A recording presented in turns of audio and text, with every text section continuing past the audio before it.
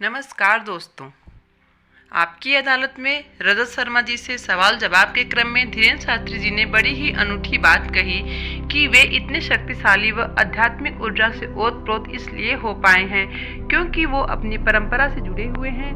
उन्होंने आजकल के बच्चों एवं युवाओं को भी यही संदेश दिया कि उन्हें अपनी परंपरा व संस्कृति को कभी भी भूलना नहीं चाहिए। चाहे जीवन में कितना भी आगे बढ़ जाए, नाम पैसा सब कुछ हासिल कर लें, परंतु यदि हम अपनी जड़ों से जुड़े नहीं रहेंगे तो कभी भी विकास नहीं कर सकते और न ही मानसिक शांति व ऊर्जा प्राप्त कर सकते हैं। स्वयं के बारे में स्वामी जी ने कहा कि वो न तो कोई अलौकिक दुनिया से आए हैं, न ही कोई असाधारण व्यक्ति हैं। वो भी औरों की भांति एक साधारण इंसान ही है। केवल वे अपनी परंपरा से जुड़े होने के कारण और भगवान में असीम आस्था के कारण इतना कुछ असाधारण कर पाते हैं। वे अपने पूर्वजों का सम्मान करते हैं एवं उनके द्वारा प्रशस्त किए गए रास्ते का अनुसरण करते हैं।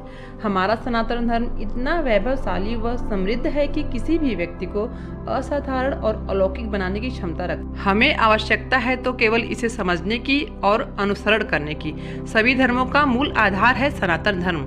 अपने द्वारा लिखे गए पर्चों के बारे में बागेश्वर धाम सरकार ने कहा कि उन्हें कोई अलौकिक शक्ति आकर नहीं बताती कि क्या लिखना है। वो तो वही लिखते हैं जो उन्हें अनुभव होता है या उनके अंतर्मन से जो प्रेरणा मिलती है कि ऐसा हो सकता है। ये तो उनका बालाजी महाराज पर अटूट विश्वास है कि उनके द्वारा लिखी गई बातें सत्य हो जाती हैं। शायद बालाजी ने उनको चुना है सबकी परेशानियों का हल निकालने और सबको उचित राह दिखाने के लिए और ललकार कर कहने के लिए कि सनातन धर्म सर्वश्रेष्ठ धर्म है, जिससे हमें वसुधैव कुटुंबकम की शिक्षा मिलती है।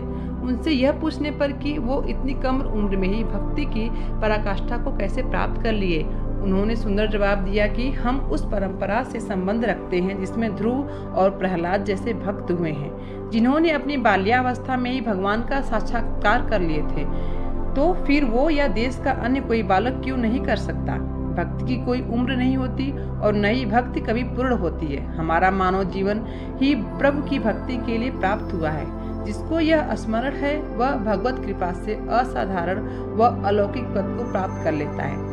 तो दोस्तों, हमें भी स्वामी जी की बातों पर अमल करते हुए अपने बच्चों को परंपराओं से जोड़ कर रखना चाहिए। आजकल के बालकों को पाश्चात्य संस्कृति इतनी आकर्षक लगने लगी है कि वो अपनी वास्तविकता को भुला बैठे हैं। हमारा कर्तव्य बनता है कि हम अपने बच्चों को भारतीय संस्कृति और सनातन धर्म की महत्ता को बताएं और उसका पालन करने की प्रेरणा दें। अगर आपको स्वामी जी की ये बातें अच्छी लगी हो तो वीडियो को लाइक कर दीजिए और चैनल को सब्सक्राइब कर दीजिए। फिर मिलती हूँ आपसे कुछ और प्रेरणास्पद कहानियों के साथ। तब तक आप खुश रहिए, मस्त रहिए और हमेशा मोटिवेटेड रहिए। जय श्री कृष्णा।